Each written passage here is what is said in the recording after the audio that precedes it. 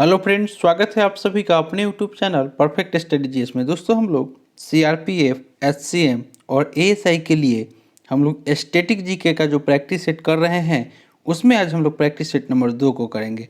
इससे पहले हम लोग एक प्रैक्टिस सेट स्टैटिक जीके में कर चुके हैं। अगर आपने नहीं देखे हैं तो मेरे प्लेलिस्ट में जाकर उसे देख सकते हैं। और दोस्तों, जिनका भी एमटीएस का एग्ज़ाम जो भी फॉर्म भरे हैं, एमटीएस का एग्ज़ाम जिनका भी है उसके लिए भी यह महत्वपूर्ण है प्रैक्टिस सेट। इसमें हम लोग फुल एक्सप्लेनेशन के साथ प्रैक्टिस सेट करेंगे। दोस्तों, आप मेरे चैनल पर नए हैं तो प्लीज़ सब्सक्राइब करें, लाइक करें, दोस्तों में शेयर करें। तो चलिए शुरू करते हैं आज का प्रैक्टिस सेट। पहला क्वेश्चन, दोस्तों डेली आपको स्टैटिक जीके से 4 या 5 क्वेश्चन डेली आपको हर एक शिफ्ट में पूछ रहा है, जो भी आपको सीआरपीएफ हेड कांस्टेबल या एएसआई के जो एग्ज़ाम देने वाले हैं 4 से 5 क्वेश्चन आपको पूछ रहा है हर एक शिफ्ट में। तो आप लोग पूरा वीडियो को ज़रूर देखें। और दोस्तों, प्रीवियस ईयर का क्वेश्चन जितना भी डेली आपको शिफ्ट वाइज हो रहा है, परीक्षा हम करा रहे हैं, आप लोग उसे भी जा करके देखें, क्योंकि उससे भी क्वेश्चन पूछ रहा है। जो एग्ज़ाम में पूछ दिया है उसको भी रिपीट पूछ रहा है एग्ज़ाम में, तो आप लोग उसे भी जा करके देख सकते हैं। पहला क्वेश्चन आज का हो जाएगा, कह रहा है कि निम्न में से किस शब्द का प्रयोग भारतीय रिजर्व बैंक के मौद्रिक नीति बनाने में प्रयोग नहीं होता है। एक का राइट आंसर हो जाएगा ऑप्शन नंबर डी, यानी कि ब्लू चिप। ब्लू चिप शब्द का प्रयोग भारतीय रिजर्व बैंक के मौद्रिक नीति बनाने में प्रयोग नहीं होता है। आरबीआई के द्वारा प्रति 2 महीने पर साख नियंत्रण हेतु परिणात्मक उपाय के अंतर्गत bank rate, repo rate, RRR, CRR, MSF, SLR के दरों को निर्धारित कर मौद्रिक नीति जारी की जाती है। और ब्लू चिप शब्द का प्रयोग वैसे कंपनी के लिए किया जाता है जो अपने क्षेत्र की दूसरी कंपनी के मुकाबले बहुत बड़ी होती है। Option number D right answer हो जाएगा। नेक्स्ट देख ले, क्वेश्चन नंबर 2 में है सुमेलित करना है सूची 1 को सूची 2 से। इसका राइट आंसर हो जाएगा ऑप्शन नंबर सी, यानी कि WTO जो है यह वर्ल्ड ट्रेड ऑर्गेनाइजेशन, इसका फुल फॉर्म हो जाएगा। उसके बाद CNG का फुल फॉर्म हो जाएगा कंप्रेस्ड नेचुरल गैस। उसके बाद SMS, इसका हो जाएगा full form short messaging service. और रैम का हो जाएगा random access memory. Option number C right answer हो जाएगा। WTO जो है, WTO इसका स्थापना 1995 में हुआ था। WTO का मुख्यालय जेनेवा में है। नेक्स्ट देख लेते हैं क्वेश्चन नंबर 3। दोस्तों, जितना भी डिस्कशन कराएं उसको आप लोग अच्छे से सुनिएगा, क्योंकि डिस्कशन से भी क्वेश्चन परीक्षा में पूछा जा रहा है। जितना भी हम डिस्कशन कराएंगे उससे भी क्वेश्चन बहुत आ रहा है। निम्न में से कौन सा एक कथन असत्य है? 3 का राइट आंसर हो जाएगा ऑप्शन नंबर डी, यानी कि उपरोक्त में से कोई नहीं। आपको पोलो पहले ईरान में खेला जाता था, लेकिन आधुनिक पोलो की शुरुआत भारत में हुई, यह आपका सही है। मध्यकाल में इसे चौगान के नाम से खेला जाता था, ये भी सही है। और अंतर्राष्ट्रीय पोलो संघ का मुख्यालय लुसाने स्विट्जरलैंड में है, ये भी आपका सही है। भारत में आधुनिक पोलो खेल का उद्घाटन जो है मणिपुर राज्य में हुआ। और 1859 में असम के सिलचर में पोलो क्लब की स्थापना भी की गई थी। पोलो के दोनों पक्ष में, माने एक पक्ष में 4 खिलाड़ी होते हैं। अगर यहाँ पे पूछे कि वाटर पोलो में एक पक्ष में 7 खिलाड़ी होते हैं। और पोलो खेल का ही प्राचीन नाम चौगान है। नेक्स्ट देख लेते हैं क्वेश्चन नंबर 4 में दे रहा है कि प्रथम भारतीय संप्रेषण सैटेलाइट एप्पल छोड़ा गया। 4 का राइट आंसर हो जाएगा ऑप्शन नंबर सी, 19 जून 1981 को छोड़ा गया था। और इसे कौरू फ्रेंच गुयाना में एरियन प्रथम के द्वारा सफलतापूर्वक प्रक्षेपित किया गया था। Option number C right answer हो जाएगा। क्वेश्चन नंबर 5 में दे रहा है कि फिलोलॉजी के अंतर्गत अध्ययन होता है। 5 का राइट आंसर हो जाएगा ऑप्शन नंबर बी, भाषा का अध्ययन फिलोलॉजी के अंतर्गत होता है। अगर आपको पूछे कि खोपड़ी का अध्ययन, तो खोपड़ी का अध्ययन क्रेनियोलॉजी कहलाता है। उसके बाद चट्टानों का अध्ययन को पेट्रोलॉजी कहलाता है। चट्टानों का अध्ययन पेट्रोलॉजी। औषधि का अध्ययन जो है वह फार्मेकोलॉजी कहलाता है तथा अध्ययनकर्ता को फार्मासिस्ट कहते हैं। इसका right answer option number B हो जाएगा। क्वेश्चन नंबर 6 में दे रहा है कि भाभा एटॉमिक रिसर्च सेंटर की स्थापना कब हुई थी। 6 का राइट आंसर हो जाएगा ऑप्शन नंबर सी, 1953 ईस्वी में हुआ था। माफ कीजिएगा, इसका right answer option number C हो जाएगा। 1954 ईस्वी में भाभा एटॉमिक रिसर्च सेंटर का स्थापना हुआ था। एटॉमिक एनर्जी एक्ट के तहत 3 जनवरी 1954 को ट्राम्बे में बार्क की स्थापना की गई थी। Option number C right answer हो जाएगा। क्वेश्चन नंबर 7 में आपको दे रहा है कि निम्न में से किस फसल की खेती भारत के माननीय उच्चतम न्यायालय के द्वारा निषिद्ध है। 7 का राइट आंसर हो जाएगा ऑप्शन नंबर ए, यानी कि लेथाइरस, जिसको खेसारी के नाम से जानते हैं। Option number A right answer हो जाएगा। एक खास किस्म की बीमारी की वजह से 1961 में खेसारी पर अनिश्चित प्रतिबंध लगा दिया गया था। अनिश्चितकालीन प्रतिबंध लगा दिया गया। Option number A right answer हो जाएगा। क्वेश्चन नंबर 8 दे रहा है कि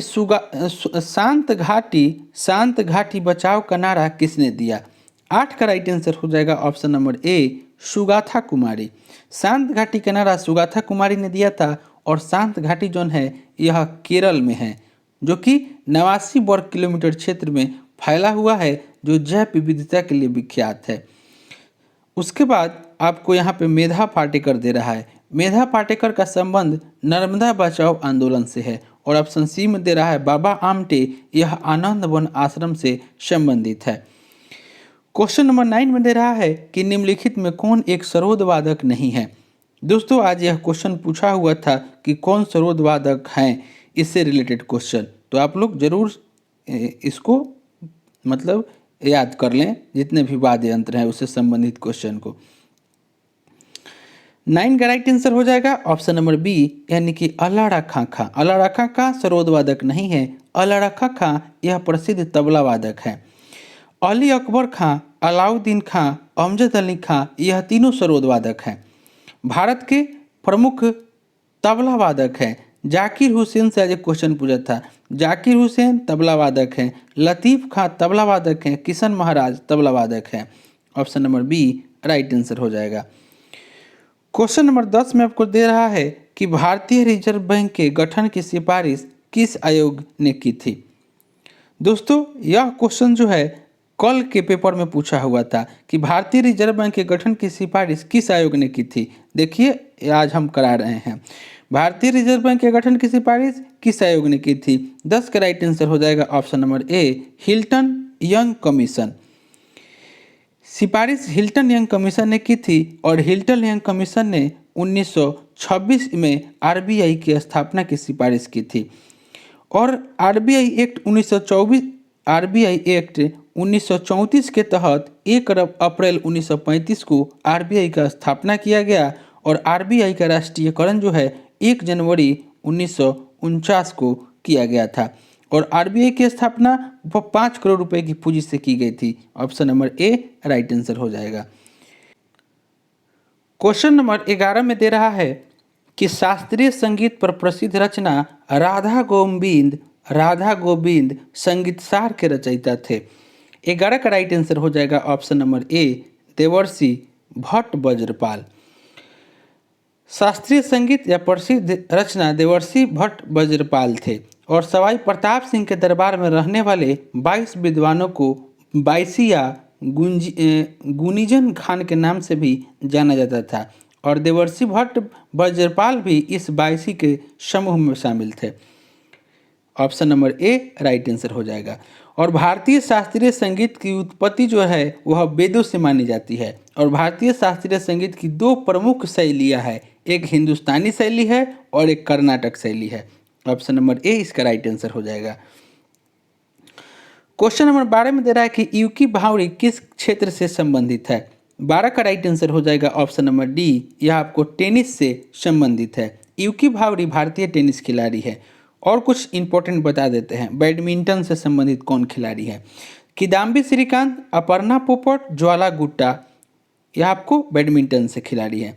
उसके बाद आपको अर्निबान लाहिरी, जीव मिल्खा सिंह, शिव कपूर, यह गोल्फ खिलाड़ी है। नेक्स्ट हम लोग देख लेते हैं।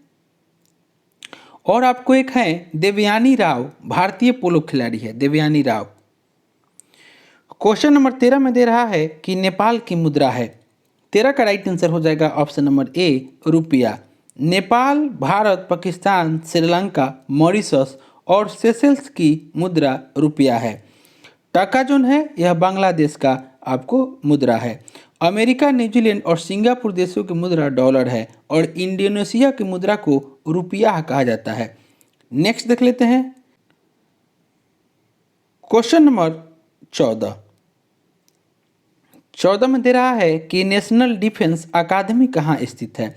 14 का राइट आंसर हो जाएगा ऑप्शन नंबर ए, यह आपको पुणे में स्थित है। नेशनल डिफेंस अकादमी यानी कि एनडीए की स्थापना 7 दिसंबर 1954 को हुई थी और एनडीए का मुख्यालय पुणे के खड़गवासला में स्थित है। और आपको पूछे कि इंडियन मिलिट्री अकादमी कहाँ है। इंडियन मिलिट्री अकादमी तो यह देहरादून में स्थित है। नेक्स्ट देख लेते हैं। क्वेश्चन नंबर 15 दे रहा है कि किस विदेशी यात्री ने पान और नारियल के बारे में विस्तार से लिखा है। 15 का राइट आंसर हो जाएगा ऑप्शन नंबर सी यानी कि इबन बतूता। विदेशी यात्री इबन बतूता ने पान और नारियल के बारे में विस्तार से लिखा है। इबन बतूता का जो वृत्तांत है वह रेहला है। कौन सा है? रेहला। और यह मोहम्मद बिन तुगलक के दरबार में आए थे इबन बतूता। उसके बाद ऑप्शन नंबर ए में जो दे रहा है फ्रेंकोइस बर्नियर, यह फ्रांस के निवासी था। अलबरूनी जो था, अलबरूनी यह महमूद गजनी के दरबार में आया था। अब्दुल रज्जाक जो थे यह ईरानी यात्री था और यह देवराय द्वितीय के दरबार में आए थे। नेक्स्ट देख लेते हैं। क्वेश्चन नंबर 16 दे रहा है कि हॉर्नबिल त्यौहार कहाँ मनाया जाता है। 16 का राइट आंसर हो जाएगा ऑप्शन नंबर बी, यह आपको नागालैंड में मनाया जाता है और यह नागालैंड का एक वार्षिक महोत्सव है।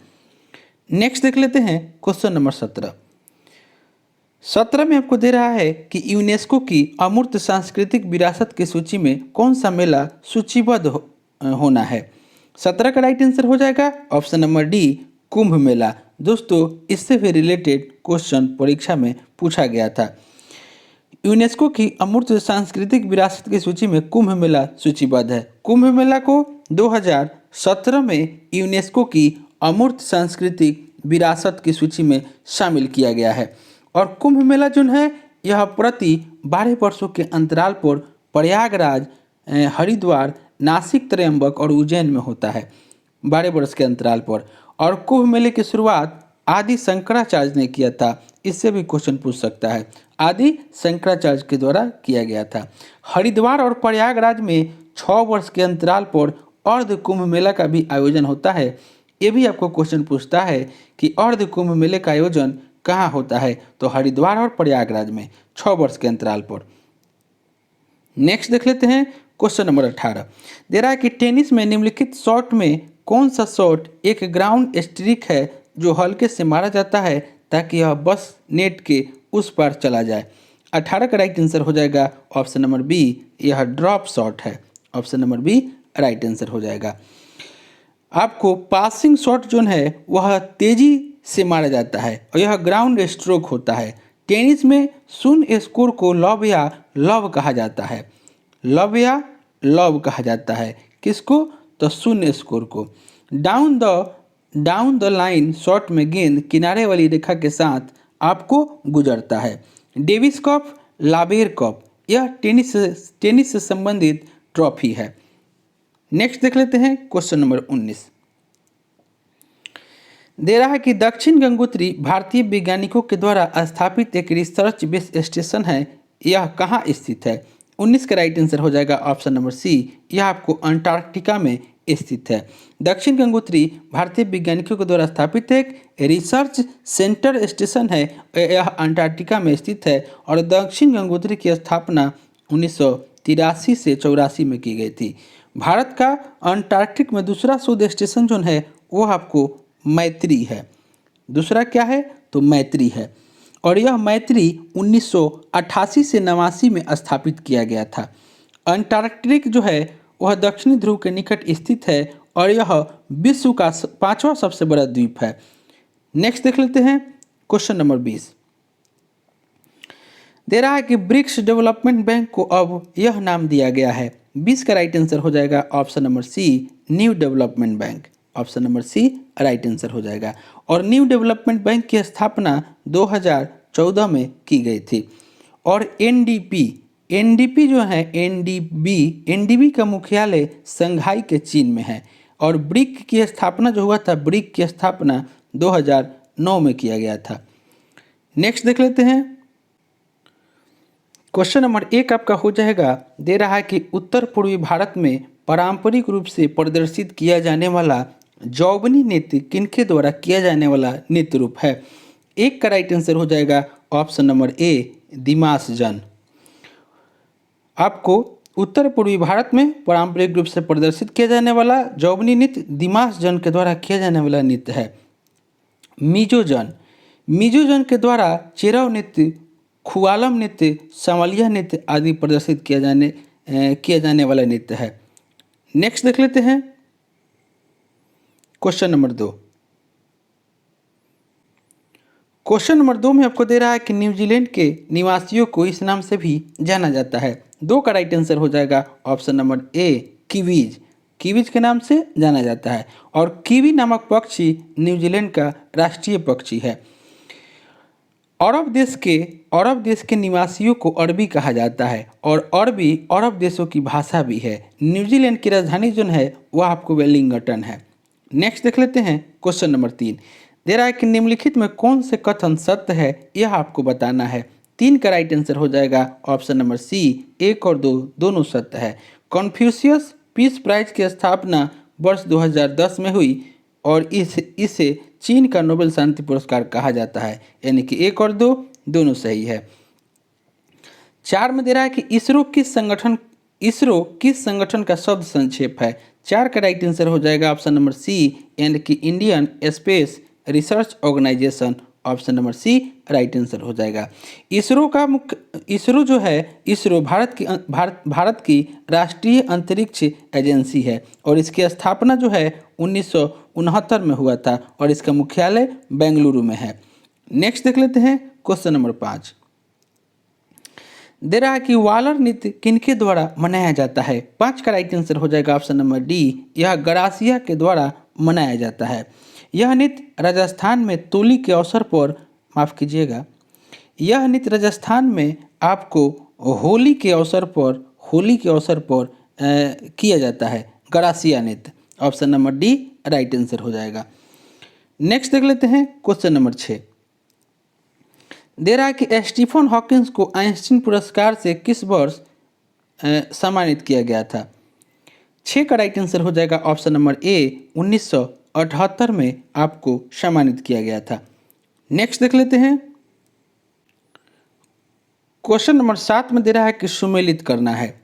7 का राइट आंसर हो जाएगा ऑप्शन नंबर सी, यानी कि अगिन की उड़ान एपीजे अब्दुल कलाम। यह आपका सही है। अगिन की उड़ान एपीजे अब्दुल कलाम सही सुमेलित है। अगिन की उड़ान कलाम साहब की आत्मकथा है। एपीजे अब्दुल कलाम भारत के पूर्व राष्ट्रपति और वैज्ञानिक थे। इन्हें मिसाइल मैन ऑफ इंडिया कहा जाता है। हाफ ए लाइफ BS नेपाल द्वारा रचित उपन्यास है और जीत आपकी पुस्तक के लेखक शिव खेरा है। Option number C right answer हो जाएगा।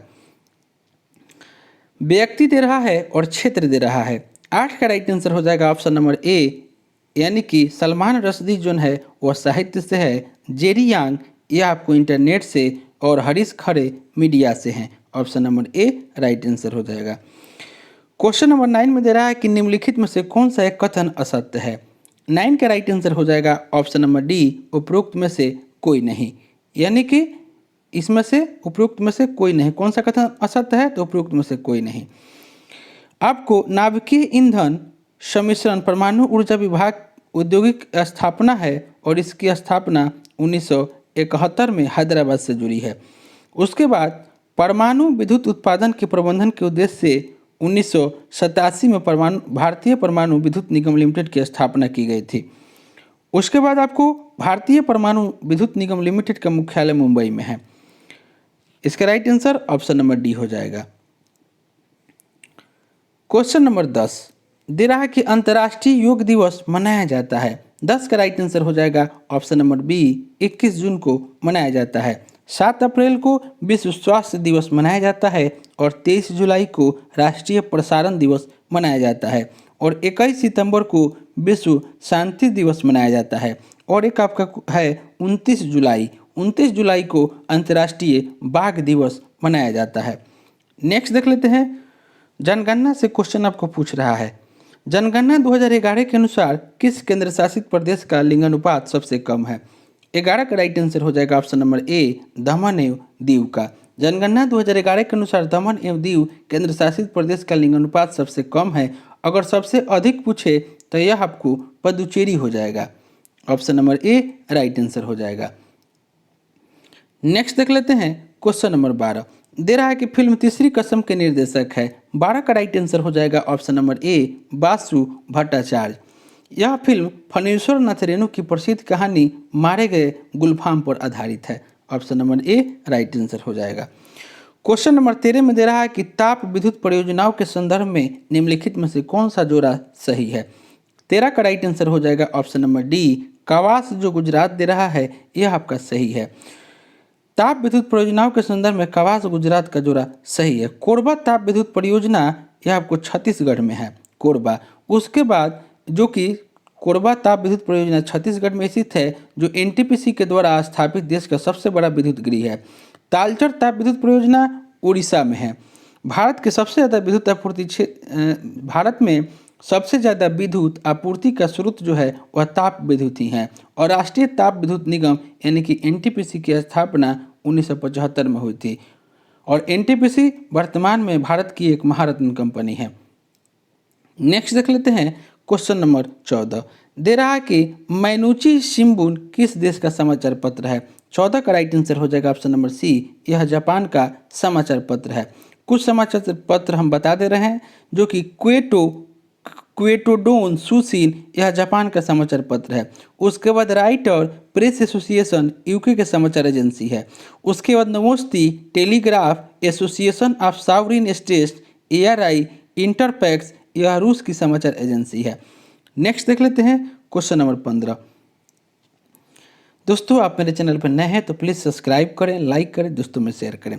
राष्ट्रीय ग्रामीण विकास संस्थान कहाँ स्थित है? 15 का राइट आंसर हो जाएगा ऑप्शन नंबर सी, यह आपको हैदराबाद में स्थित है और इसकी स्थापना 1958 में हुई थी।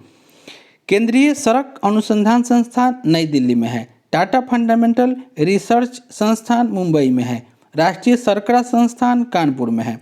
नेक्स्ट देख लेते हैं क्वेश्चन नंबर 16 में दे रहा है कि एक बोर्ड का खेल नहीं है। 16 का राइट आंसर हो जाएगा option number C, bridge. Bridge board का खेल नहीं है, ब्रिज ताश के पत्तों का एक खेल है। Option number C right answer हो जाएगा। 17 में दे रहा है कि उगादी, बिहू, गुड़ी पड़वा, पुथांडु, विशु और विशुआ संक्रांति ये भारत के सभी त्यौहार किस इवेंट का जश्न मनाते हैं? 17 का राइट आंसर हो जाएगा ऑप्शन नंबर डी, यह नए साल की शुरुआत। नए साल की शुरुआत आपको उगादी कर्नाटक के लोग चैत माह के पहले दिन उगादी को नव वर्ष के रूप में मनाते हैं और बिहू जो है असम का नव वर्ष अप्रैल के मध्य में मनाया जाता है और पुंथाडु जो है यह तमिल नव वर्ष अप्रैल के मध्य में होता है और विशु केरल का नव वर्ष है। Option number D right answer हो जाएगा। 18 में दे रहा है कि चार्ल्स विल्किंसन का भगवत गीता का अंग्रेजी संस्करण पहले किस वर्ष में प्रकाशित किया गया था? 18 का राइट आंसर हो जाएगा ऑप्शन नंबर सी, 1785 में प्रकाशित किया गया था और Charles Wilkins east India company का एक कर्मचारी था। 1785 में किया गया यह अनुवाद संस्कृत से यूरोपीय भाषा में पहला अनुवाद था। Option number C right answer हो जाएगा। 19 में दे रहा है कि खो खो के खेल में खेलते समय मैदान में प्रत्येक टीम में कितने खिलाड़ी होते हैं? 19 का राइट आंसर हो जाएगा ऑप्शन नंबर बी, 9 खिलाड़ी होते हैं। दोस्तों कुछ महत्वपूर्ण खेल है हम बता देते हैं कि उसमें कितने खिलाड़ी खेलते हैं। जैसे आपको क्रिकेट, फुटबॉल एवं हॉकी 11 खिलाड़ी खेलते हैं। उसके बाद पोलो में 4 खिलाड़ी, अगर वाटर पोलो पूछे तो इसमें 7 खिलाड़ी खेलते हैं। बेसबॉल जो है उसमें 9 खिलाड़ी खेलते हैं। स्क्वैश उसमें 12 खिलाड़ी खेलते हैं और वॉलीबॉल में 6 खिलाड़ी खेलते हैं। नेटबॉल में 7 खिलाड़ी, उसके बाद कबड्डी पूछे तो उसमें भी 7 खिलाड़ी भाग लेते हैं। नेक्स्ट क्वेश्चन हो जाएगा, दे रहा है कि रविंद्रनाथ टैगोर के द्वारा निम्न में से किस संस्था की स्थापना की गई थी। 20 का राइट आंसर हो जाएगा ऑप्शन नंबर ए, यानी कि विश्व भारती की स्थापना की गई थी। कब किया गया था? तो 1921 में किया गया था। विश्व भारती एक केंद्रीय विश्वविद्यालय है। यह एकमात्र ऐसा भारतीय विश्वविद्यालय है जिसके कुलपति प्रधानमंत्री है और रविंद्रनाथ टैगोर को गुरुदेव के नाम से भी जाना जाता है। और यह जो विश्व भारती विश्वविद्यालय है यह पश्चिम बंगाल में स्थित है। तो दोस्तों यह प्रैक्टिस सेट जो हम लेकर आए थे यह आपको स्टैटिक जीके से महत्वपूर्ण क्वेश्चन को लेकर आए थे। CRPF, SCM, ASI, SSC, MTS सभी परीक्षाओं के लिए महत्वपूर्ण प्रैक्टिस सेट है। तो दोस्तों आप मेरे चैनल पर नए हैं तो प्लीज़ सब्सक्राइब करें, लाइक करें, दोस्तों में शेयर करें। और दोस्तों पॉलिटी से हम आपको मूल अधिकार, संविधान के भाग, बहुत सारा प्रैक्टिस सेट हम इसका भी चलाए हुए हैं, आप जा करके उसे भी देख सकते हैं क्योंकि इससे भी रिलेटेड क्वेश्चन परीक्षाओं में पूछ रहा है। तो चलिए मिलते हैं नेक्स्ट वीडियो में, तब तक के लिए धन्यवाद।